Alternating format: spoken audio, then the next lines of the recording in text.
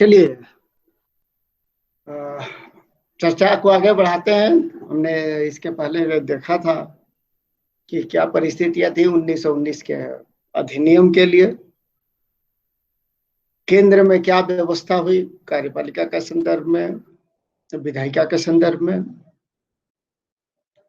कैसे सदस्यों की संख्या बढ़ाई गई और उनके अधिकार कैसे बढ़ाए गए। अब हम प्रांतीय व्यवस्था की चर्चा करेंगे आज कि प्रांत में 1919 के अधिनियम के तहत क्या व्यवस्था हो रही है। यह जब द्वैध शासन लागू हो रहा है डर की, उसकी चर्चा होगी कि प्रांत में किस तरह का प्रशासनिक व्यवस्था है, चाहे कार्यपालिका और फिर विधायिका, लोगों के अधिकार, उनके उत्तरदायित्व और कर्तव्य क्या निश्चित किए गए। क्योंकि 1919 के एक्ट की जो सबसे महत्वपूर्ण प्रावधान रहा, कोशिश यह की गई कि इसके तहत प्रांत में एक उत्तरदायी सरकार स्थापित हो, एक जिम्मेवार सरकार बने, और इसलिए प्रांतीय प्रशासन में महत्वपूर्ण परिवर्तन मॉन्टेस्क्यू चेम्सफोर्ड एक्ट के द्वारा किया गया, ताकि एक जो रिस्पॉन्सिबल गवर्नमेंट है वह उसका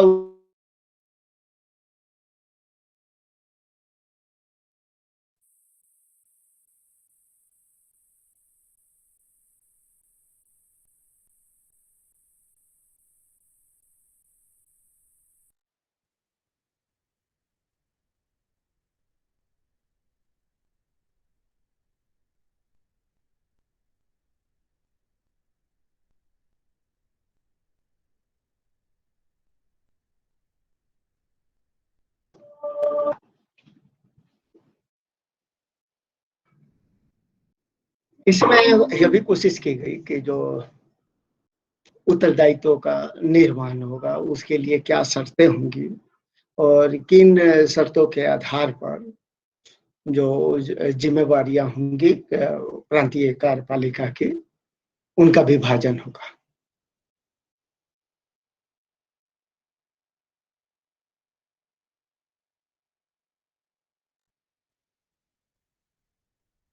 वह एक स्वतंत्र इकाई में कार्य कर सके, और लेकिन वह कहाँ तक सक्षम हो पाई, क्योंकि हम आगे चल कर देखेंगे इसमें कि उसके जो उत्तरदायित्व हैं उस पर कितने हद तक उसकी स्वतंत्रताएं हैं उत्तरदायी शासन की स्थापना के लिए, उसको हमको देखना पड़ेगा। क्योंकि संपूर्ण जो विषय थे शासन के, उन शासन के विषयों को दो भागों में विभाजित कर दिया गया। प्रांतीय कार्यपालिका के तहत जो आरक्षित विषय रहे, वे आरक्षित विषय प्रांतों के जो गवर्नर हैं, वे कार्यपालिका के जो कार्यकारी सदस्य हैं, जो गवर्नर के द्वारा मनोनीत होते थे, उनके द्वारा संचालित किए जाते थे। क्योंकि कार्यपालिका के जो सदस्य हैं वे गवर्नर के द्वारा मनोनीत हैं और वे गवर्नर के प्रति ही उत्तरदायी थे, तो वे सदन के प्रति उत्तरदायी नहीं होते थे। विधायिका के प्रति उनका कोई उत्तरदायित्व नहीं था। तो दो विषय थे, एक आरक्षित विषय और जो गवर्नर कार्यपालिका के सदस्यों के साथ उनका प्रशासनिक व्यवस्था देखता था, और दूसरा था ट्रांसफर विषय या हस्तांतरित विषय। और यह गवर्नर जो मंत्री हैं उन मंत्रियों के परामर्श पर करता था। मंत्रियों की नियुक्ति,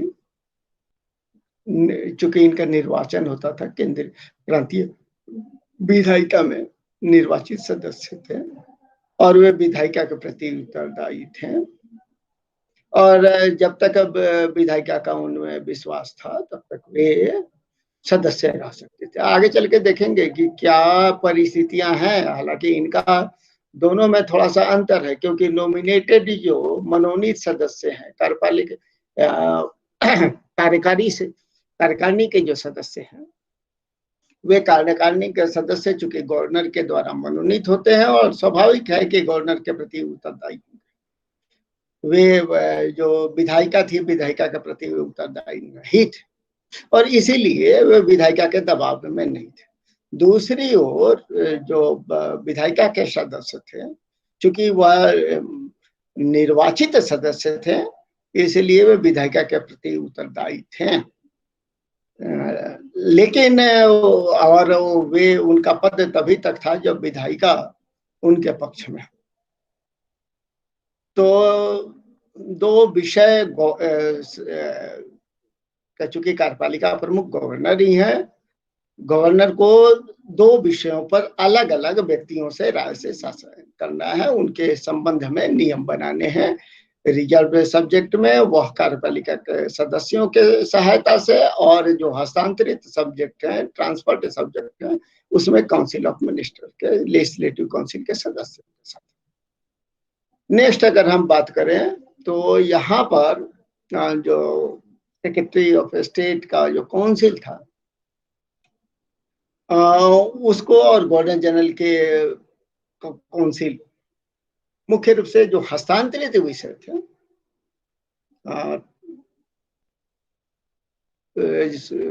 उनमें जो जिसको ट्रांसफर कर दिया गया था काउंसिल ऑफ मिनिस्टर के पास, वहां पर कुछ हद तक प्रतिबंधित किया गया। लेकिन जो रिजर्व सब्जेक्ट है, आरक्षित विभाग है, वे अभी भी निर्देशन, उनके नियंत्रण और मार्गदर्शन के लिए गवर्नर जनरल इन काउंसिल और सेक्रेटरी इन काउंसिल के मार्गदर्शन, नियंत्रण और उनके सर्वेक्षण के लिए उपलब्ध है। तो दोनों विभाग में, एक तो हम देख रहे हैं जो ट्रांसफर्ड हैं, वहां पर इनका जो हस्तक्षेप है वो न्यूनतम की बात हो रही है, लेकिन जो रिजर्व है उसमें उनका नियंत्रण है। अब प्रश्न उठता है कि रिजर्व सब्जेक्ट क्या क्या थे और जो ट्रांसफर सब्जेक्ट क्या थे, क्योंकि यहीं पर विवाद है कि क्या इन विषयों को विभाजन के समय विचार किया गया, क्या वे सभी विषय औचित्यपूर्ण उनका विभाजन हुआ। क्योंकि कुछ चीजें देखेंगे जो काफी महत्वपूर्ण है, उसके बिना कुछ नहीं हो सकता। जैसे फाइनेंस के बिना तो कोई विभाग चल ही नहीं सकता। तो फाइनेंस है क्या है, रिजर्व सब्जेक्ट है, गवर्नर काउंसिल के सदस्यों के साथ में land revenue, famine relief, justice, police, pensions, criminal tribes, printing presses, newspaper, irrigation and waterways, mines, factories, electricity, gas, boilers, labour welfare मतलब श्रमिक कल्याण, इंडस्ट्रियल डिस्प्यूट, औद्योगिक विवाद, मोटर व्हीकल्स, वाहन जो भी हैं, माइनर पोर्ट्स जो लघु बंदरगाह हैं, और कुछ एक्सक्लूडेड एरिया और पब्लिक सर्विसेज, ये सब रिजर्व सब्जेक्ट हैं। और यहाँ पर गवर्नर जनरल ने जो एग्जीक्यूटिव काउंसिल के सदस्य थे उनके सहायता से शासन करते। नेक्स्ट था ट्रांसफर, जो जिसमें गवर्नर जनरल मिनिस्टर के एडवाइस लेता था और एडवाइस से शासन करता। इसमें था एजुकेशन, लाइब्रेरी, पुस्तकालय, म्यूजियम, संग्रहालय, लोकल सेल्फ गवर्नमेंट, स्थानीय स्वशासन, मेडिकल रिलीफ, चिकित्सा राहत, पब्लिक हेल्थ एंड सैनिटेशन, लोक स्वास्थ्य, और इसके अलावा एग्रीकल्चर, कोऑपरेटिव सोसाइटी, क्या बोलते हैं कोऑपरेटिव सोसाइटी को,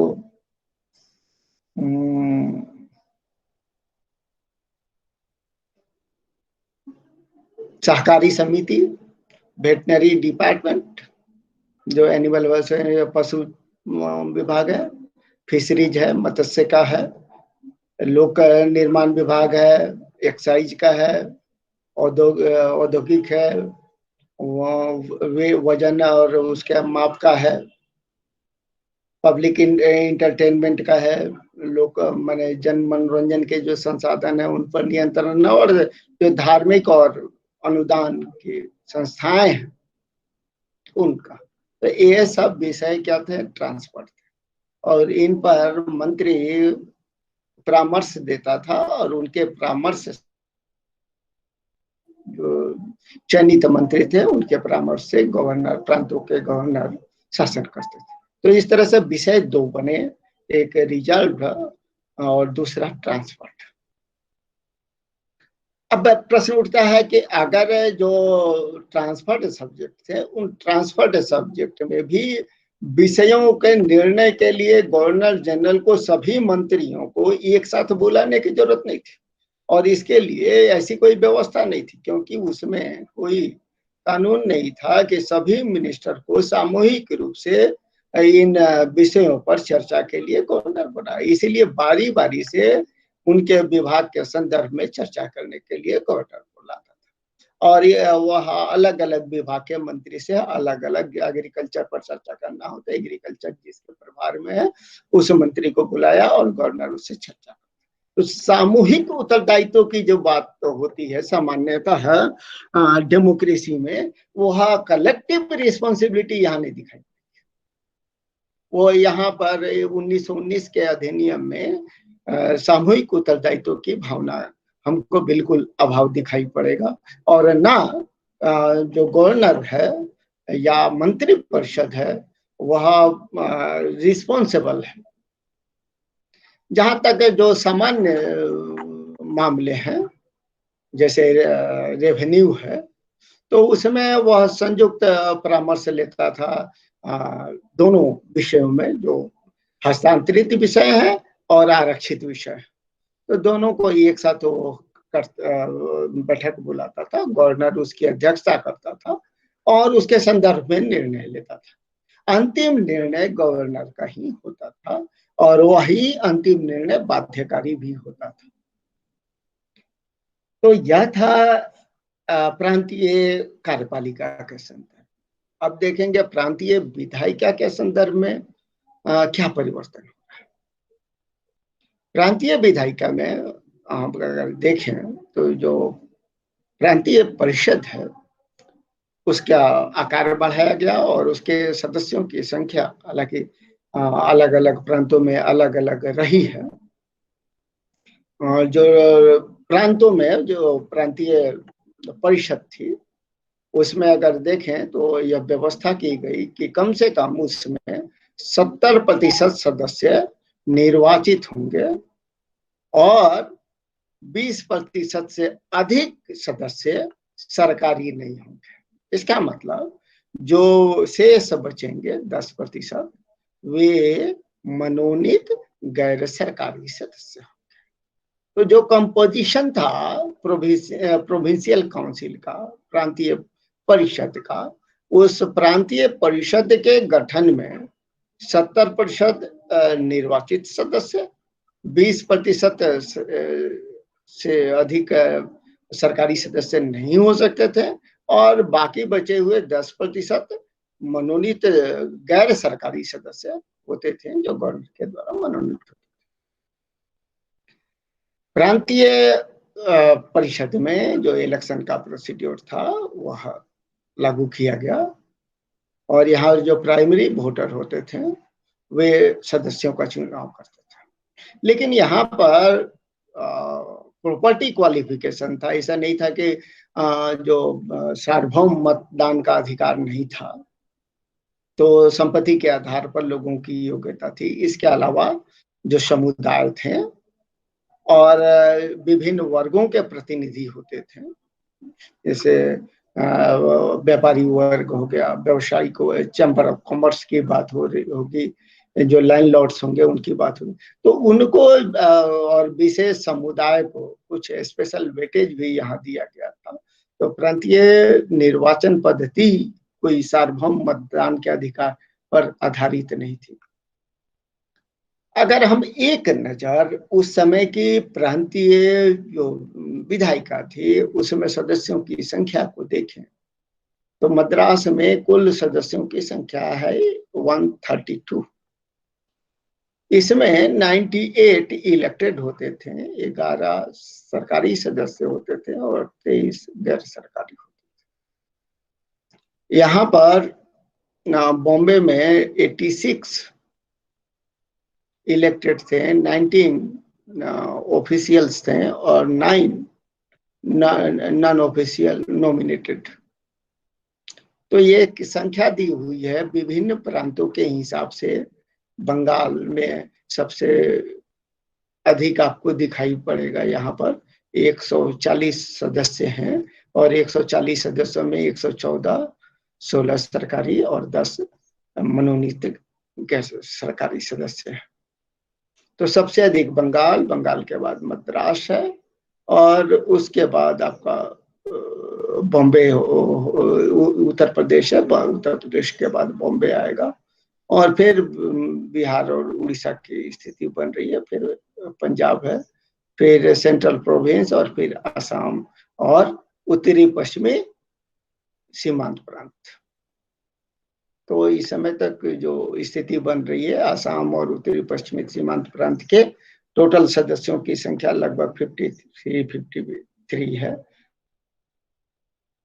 प्रांत जो मध्य प्रदेश था और सेंट्रल प्रोविंस एंड बरार, तो उसमें 73 थे।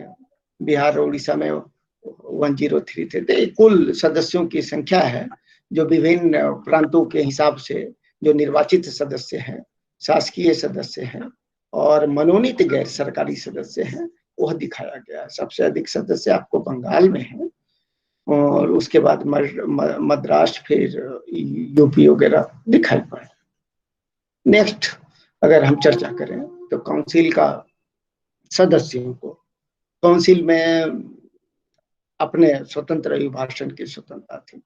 इसके अलावा वो किसी भी विषय पर प्रस्ताव ला सकते थे। विधेयक के हिसाब से वे उस पर प्रश्न पूछ सकते थे, सप्लीमेंट्री क्वेश्चन भी ला सकते थे, पूरक प्रश्न पूछने का भी अधिकार था। इसके अलावा वे प्रांतीय विषयों के संदर्भ में उन बिलों के लिए जो बिल प्रस्तुत थे उनका, उनके प्रस्तुतिकरण, उन पर चर्चा, जो वाचन होता है उसमें वे भाग लेते थे। अंततः चूंकि किसी भी विधेयक को कानून बनने के लिए जो सबसे जरूरी था कि गवर्नर की अनुशंसा, तो जब तक गवर्नर की अनुशंसा नहीं होती थी कोई भी बिल कानून का रूप नहीं ले सकता था।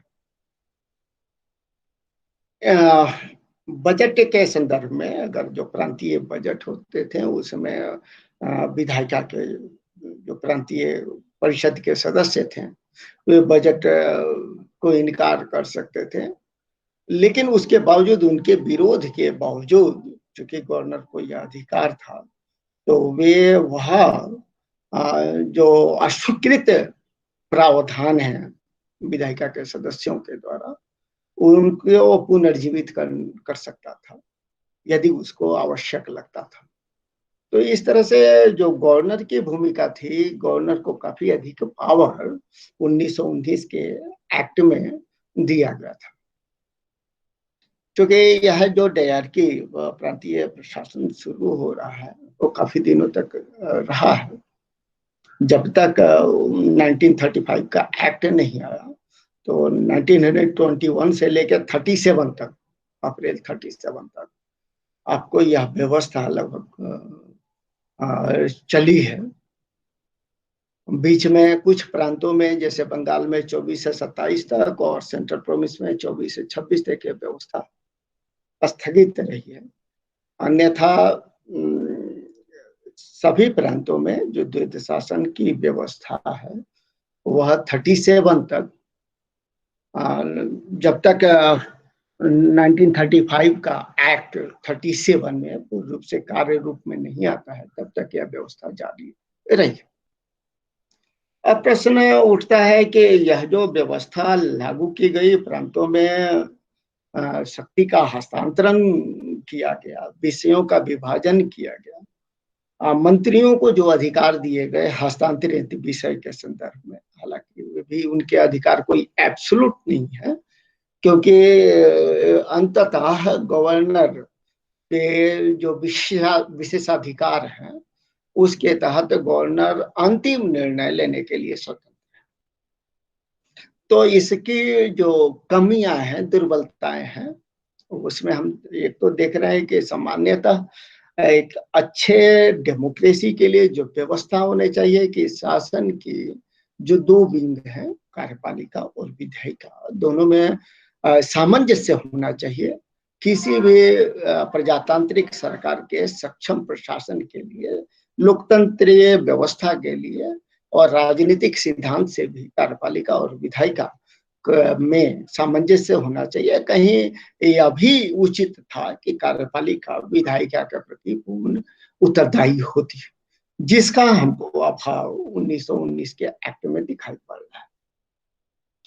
दूसरा जो विषय बने, हस्तांतरित और आरक्षित, इन दोनों विषयों का विभाजन भी अतार्किक था, क्योंकि इनको बहुत सोच कर इनका विभाजन नहीं हुआ। और जो गवर्नर है, जितने महत्वपूर्ण विषय हैं वे महत्वपूर्ण विषय आरक्षित रखेगा। वहां पर गवर्नर, फिर गवर्नर जनरल इन काउंसिल और secretary of state in council, इनका जो कंट्रोल है, डायरेक्शन है, सुपरविजन है, वह निर्देशित हो रहा है। जो विषय ट्रांसफर्ड हुए, सामान्यतः वे जन से जुड़े हुए विषय थे, लेकिन उन विषयों का भी उनको हस्तांतरण समुचित विचार करके उनका हस्तांतरण नहीं हुआ। उदाहरण के लिए अगर हम चर्चा करें कि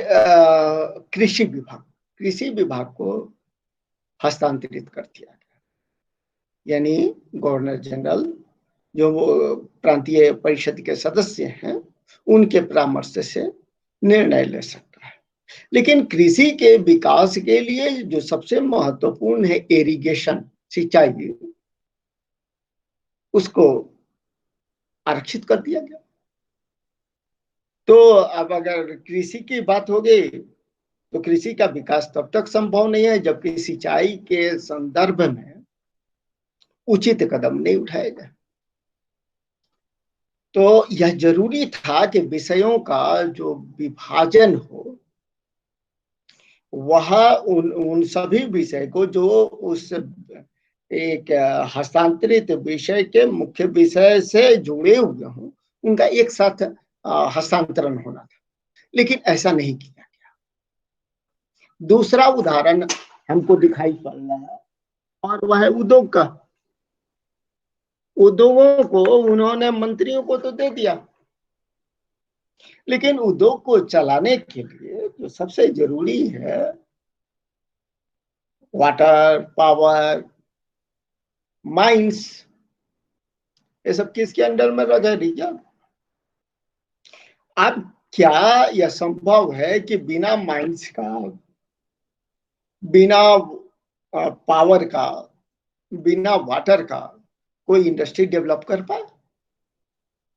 तो अगर कोई मंत्री इंडस्ट्री के विकास के लिए कोई काम करना भी चाहता है तो वह बिना रिजर्व जो उसके सप्लीमेंट्री हैं, वह पावर की सप्लाई हो, वाटर की सप्लाई हो, माइंस हो, उसके बिना कोई भी मंत्री इस हस्तांतरित विषय उद्योग के संदर्भ में निर्णय नहीं ले सकता। तो चाहे एग्रीकल्चर हो, इंडस्ट्री हो, इनका विभाजन इस तरह से हुआ कि जो इनसे महत्वपूर्ण विषय हैं वे रिजर्व कर दिए गए, क्योंकि उद्योगों के संदर्भ के जितने आवश्यक चीजें थे, माइन से लेकर, पावर से लेकर, वाटर सप्लाई से लेकर, वो सब रिजर्व है। तो अकेला मंत्री उद्योग लगाने के लिए कुछ नहीं कर सकता। इसीलिए अतार्किक विभाजन यहाँ पर हमको दिखाई पड़ रहा है। इसके अलावा अगर हम देखें कुछ इंस्टेंस आपको महत्वपूर्ण दिखाई पड़ेंगे, क्योंकि 1920 के बाद जिस तरह से अकाली आंदोलन शुरू हो रहा है गुरुद्वारा के सुधार के लिए, तो जिस पंजाब में व्यवस्था बिगड़ रही है, कानून और शासन की व्यवस्था थी, अब वहां पर प्रश्न उठ रहा है, समस्या हो रही है कि जो कानून और व्यवस्था है वो रिजर्व सब्जेक्ट है, और वहां पर गवर्नर जनरल को उस कानून व्यवस्था को संभालने की जिम्मेवारी है। लेकिन वह इस संदर्भ में नियम नहीं बना सकता, क्योंकि जितने भी धार्मिक इंडोमेंट हैं वह किस में आता है? हस्तांतरित विषय है। तो गुरुद्वारा का प्रबंधन का मामला मंत्रियों के पास है, हस्तांतरण में है, और उनके संदर्भ में कानून बनाने का बात आपका रिजल्ट में आ रहा है। तो 1920 के बाद अकाली मूवमेंट के समय जो अव्यवस्था फैली, उसको लेकर एक बहुत बड़ा कंफ्यूजन था कि आखिर इस समस्या का निराकरण कैसे करें, क्योंकि विषय जो बटे वे विषय एक विभाग दूसरे विभाग के साथ कहीं ना कहीं उलझा हुआ है। एक बहुत अच्छा उदाहरण चिंतामणि दे रहे हैं, जो उत्तर प्रदेश के मंत्री हैं, और वो कह रहे हैं कि एग्रीकल्चर के संदर्भ में 1921 में जो एग्रीकल्चर विभाग है उसने एक आयोग गठित किया कि जो होल्डिंग्स है, जनता के पास जमीन है, फ्रेगमेंटेशन, टुकड़े टुकड़े जो जमीन हो रहे हैं, होल्डिंग्स हैं, उनके संदर्भ में विचार करके उसका निर्णय लिया जाए। एग्रीकल्चर विभाग ने जब यह रिपोर्ट तैयार की और रिपोर्ट को सौंपा, तो रिपोर्ट सौंपने के समय पता चला कि अरे यह तो भू राजस्व का मामला ही नहीं है, एग्रीकल्चर का मामला ही नहीं है, यह मामला किसका है? भू राजस्व का। और इसीलिए इस मामले को भू राजस्व विभाग को सौंपा जाना चाहिए। अब भू राजस्व विभाग इसको रेफर किया गया, लेकिन जो भू राजस्व विभाग के पास ये क्वेश्चन गया, तो भू राजस्व विभाग कहा कि ये मेरा क्वेश्चन नहीं है, यह मामला कहा जाना चाहिए कोऑपरेटिव को, जो सरकारी संस्थाएं हैं जिनको लेकर जमीन का होल्डिंग्स को जो फ्रेगमेंटेशन है उसको लेकर एक कोऑपरेटिव सोसाइटी बन सकती है, उसके पास जाना चाहिए। तो इस तरह से जो फाइल का ट्रांसफर है एग्रीकल्चर से रेवेन्यू और रेवेन्यू से कोऑपरेटिव सोसाइटी, वो होता रहा और कोई समस्या का निराकरण हमको नहीं दिखाई पड़ी। तो एक संघर्ष की स्थिति, विभागीय संघर्ष की स्थिति हमको यहाँ दिखाई पड़ी। दूसरा जो काफी महत्वपूर्ण है, यहाँ पर जो जन सामान्य रूप से, सामान्य तो 1921 के बाद हमको दिखाई पड़ रहा है, जो परिषद के सदस्य और मंत्री गण हैं, क्योंकि दोनों के विभाग अलग हैं, दोनों के अलग होने के साथ दोनों के विभागों में कहीं ना कहीं सामंजस्य है, तो आपसी इसको लेके एक दूसरे का क्रिटिसिज्म भी हो रहा है, एक दूसरे की आलोचना भी हो रही है, सार्वजनिक रूप से हो रही है। अरे अगर इन विवाद की स्थिति होती है तो गवर्नर की भूमिका बहुत महत्वपूर्ण होता है, और ऐसे समय में गवर्नर सामान्यतः जो काउंसिल के, गवर्नर जनरल एग्जीक्यूटिव काउंसिल के सदस्य थे, उनका पक्ष लेता था, मिनिस्टर का वो पक्ष नहीं लेता था। और एक यही कारण है कि जो मिनिस्टर्स थे उनकी जो स्थिति है वो काफी वीक, क्योंकि मंत्रियों को एक तो उनका निर्वाचन हो रहा है, इलेक्टेड मेंबर्स हैं, तो उनको 2 मास्टर को सर्व करना पड़ रहा है, ओवरऑल एक गवर्नर और दूसरा लेजिस्लेटिव काउंसिल। सामान्यतः डेमोक्रेसी की परंपरा रही है कि जो एग्जीक्यूटिव के मेंबर्स होते हैं वे इस लेजिस्लेटिव के प्रति कलेक्टिव रिस्पॉन्सिबल होते हैं। चूंकि जो मंत्री हैं उनकी नियुक्ति गवर्नर के द्वारा हो रही है, इसलिए वो गवर्नर के प्रति रिस्पॉन्सिबल है। और चूंकि वह लेजिस्लेटिव को यह पावर है कि वह तब तक अपने पद पर रह सकते हैं जब तक विधायिका उनमें अपना विश्वास जाहिर करती है। और इसीलिए जब विधायिका में उनके खिलाफ अविश्वास प्रस्ताव आएगा तो नो कॉन्फिडेंस मोशन के द्वारा उनको हटाया जा सकता है। तो इस तरह से जो व्यवहारिक राजनीति थी, उन व्यवहारिक राजनीति में एक मंत्री जो निर्वाचित होता था उसको 2 मास्टर को सर्व करना था, लेजिस्लेटिव को और गवर्नर को। और ऐसे परिस्थिति में वो लेजिस्लेटिव के बजाय गवर्नर को ज्यादा प्रेफर करता। पहला कि कलेक्टिव रिस्पॉन्सिबिलिटी नहीं थी, दूसरा कि उस समय कोई सशक्त राजनीतिक दल प्रांतीय व्यवस्था में नहीं थी जिसके प्रति वह अपने विश्वास आस्था कर सके, और तीसरा कि प्रांतीय विधायिका में भी गवर्नर के जो नॉमिनेटेड सदस्य थे उनके कारण से वह नो कॉन्फिडेंस का मोशन बचा सकता था। और इसीलिए जो विधायिका के सदस्य हैं या मंत्री हैं वे अपने विभाग के प्रति कार्य करने के बजाय और विधायिका के प्रति उत्तरदायी होने के बजाय गवर्नर को ही प्रसन्न करने में, उनको खुश करने में लगे रहते थे। नेक्स्ट, अगर हम देखें तो इस तरह से यह काफी क्लियर हो जाता है कि मंत्रियों की जो स्थिति थी वो काफी हद तक वे निर्भर थे गवर्नर पर और गवर्नर के अनुकंपा पर। तो वे गवर्नर, उनके जो सेक्रेटरी होते थे उनके साथ हुए रहते थे, उनके परामर्श से काम करते थे और गवर्नर के मंशा के अनुरूप ही काम करते थे। बहुत से मामलों में हम देख रहे हैं कि गवर्नर मंत्रियों से नहीं लेता था। 1921 में असहयोग आंदोलन के बाद जो अव्यवस्था फैली और उसके बाद सरकार ने असहयोग आंदोलन के खिलाफ जो दमनात्मक नीति अपनाने का निर्णय लिया, तो उसके या गांधी की गिरफ्तारी के संदर्भ में उसने जब शुरू की तो उसने किसी मंत्री से परामर्श लेकर इस तरह का कोई निर्णय नहीं लिया। वो समय कुछ विशेष परिस्थितियों में गवर्नर मंत्रियों के निर्णय का इंतजार नहीं करता था और वह अपने निर्णय लेने के लिए स्वतंत्र था। इसके अलावा जो मंत्री थे उन मंत्रियों का अपने विभाग के अधीनस्थ कर्मचारियों पर भी नियंत्रण नहीं था,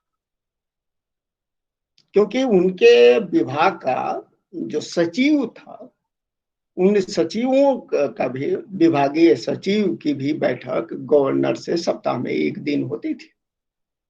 और यही कारण है कि जो सचिव थे वे मंत्रियों से ज्यादा पावरफुल थे, क्योंकि वे गवर्नर के प्रत्यक्ष संपर्क में थे और गवर्नर के निर्देशानुसार वह विभागीय निर्णय लेते थे। तो मंत्री कहीं इन सचिवों के द्वारा निर्देशित होता था। यह भी देखने को मिला है उस समय के जो भी उदाहरण सामने आ रहे हैं कि जब भी इस तरह का कभी विवाद होता था मंत्री में और उसके सचिव में, तो उस समय या जो कमिश्नर हैं उनके मध्य, तो सामान्यतः जो गवर्नर है वह सचिव का या कमिश्नर का पक्ष लेता था और इस तरह से वह जो शासकीय कर्मचारी हैं उनका पक्ष लेता था मंत्रियों के अगेंस्ट में। तो मंत्री की स्थिति हमेशा दुर्बल थी और जो भी शासकीय कर्मचारी थे जो गवर्नर के द्वारा नियुक्त थे, वे उनका पोजीशन काफी स्ट्रांग था। इस तरह से अपने अधीनस्थ विभाग के जो कर्मचारी थे उन पर भी, चूंकि ये जितने मंत्री और सचिव थे वे ऑल इंडिया सर्विसेज से आते थे, सेक्रेटरी ऑफ स्टेट के द्वारा उनकी नियुक्ति होता था। उनकी जो सैलरी है, वेतन है, भत्ते हैं या उनका अपॉइंटमेंट है, डिसमिसल है, वहां किसी मंत्री या परिषद के अधिकार क्षेत्र में था नहीं। तो इसलिए इनको किसी से भय भी नहीं था, क्योंकि इनका कुछ कोई कर नहीं सकता था। इसलिए वे पूरी तरह से मंत्रियों के अधिकार से ऊपर और गवर्नर के साथ में थे। इसके साथ हम देखें यहाँ जो परिस्थितियां बन रही हैं कि अब ब्यूरोक्रेसी के जो सदस्य थे, वित्त विभाग के जो सचिव थे, सामान्यतः उनको जो जन अपेक्षाएं हैं, हालांकि मंत्री सामान्यतः यह कोशिश करता था कि जो जनता की मांग है, जनता की अपेक्षाएं, उसके अनुरूप काम करें, तो उसमें उनकी रुचि नहीं थी। इसीलिए वे सामान्यतः ऐसे विषयों का, वित्त विभाग भी इन सब विषयों से संबंधित जो भी प्रावधान थे, वह ऐसे मामलों में रिजर्व जो डिपार्टमेंट था, आरक्षित विभाग, उसकी ओर फंडों का ट्रांसफर करता था। हस्तांतरित विभाग को फंड देने के बजाय वह जो आरक्षित विषय थे उनके विकास पर ज्यादा काम करता था। और यही कारण है कि इस एक्ट में, 1919 के एक्ट में जो 3 महत्वपूर्ण कमियां दिखाई पड़ रही हैं, वह है पहला कि आंशिक उत्तरदायित्व पर जो सरकार का है, एक रिस्पॉन्सिबिलिटी होनी चाहिए, वह आंशिक रूप से भी नहीं है, उसकी कमी हमको दिखाई पड़ रही है। दूसरा, जो इलेक्टोरेट की व्यवस्था की गई, वह अभी भी, हालांकि कांग्रेस ने भले ही 1909 में उसकी आलोचना की हो, 1913 के बाद उसने उसको स्वीकार कर लिया हो, तो सेपरेट इलेक्टोरेट की व्यवस्था को इसमें एक बढ़ाने का प्रयास हुआ। और यहाँ उसके बाद 1909 के बाद 1919 के साथ भारतीय राजनीति का एक अभिन्न अंग बन गया है। तो यह एक कमी इसमें अभी हमको दिखाई पड़ रही है कि सेपरेट इलेक्टोरेट की व्यवस्था इसकी दिखाई पड़ रही है। दूसरा, रिस्पॉन्सिबिलिटी का अभाव दिखाई पड़ रहा है। जो एग्जीक्यूटिव है वो लेजिस्लेटिव के प्रति कहीं रिस्पॉन्सिबल नहीं है। और तीसरा, विषयों का जो बंटवारा है वह काफी कॉम्प्लिकेटेड है। प्रांतीय लेवल पर जो डायरकी बना, द्वैत शासन बना, जो 2 तरह से विषय बने, और विषयों का जिस तरह से और तार्किक रूप से विभाजन हुआ, वह काफी जटिल था। और इसलिए यह एक प्रशंसनीय कार्य नहीं कहा, क्योंकि किसी भी विभाग के स्मूथ फंक्शनिंग के लिए यह जरूरी था कि आपसी सामंजस्य हो दूसरे विभाग के साथ भी, जिसका यहाँ पर अभाव दिखाई पड़ रहा है।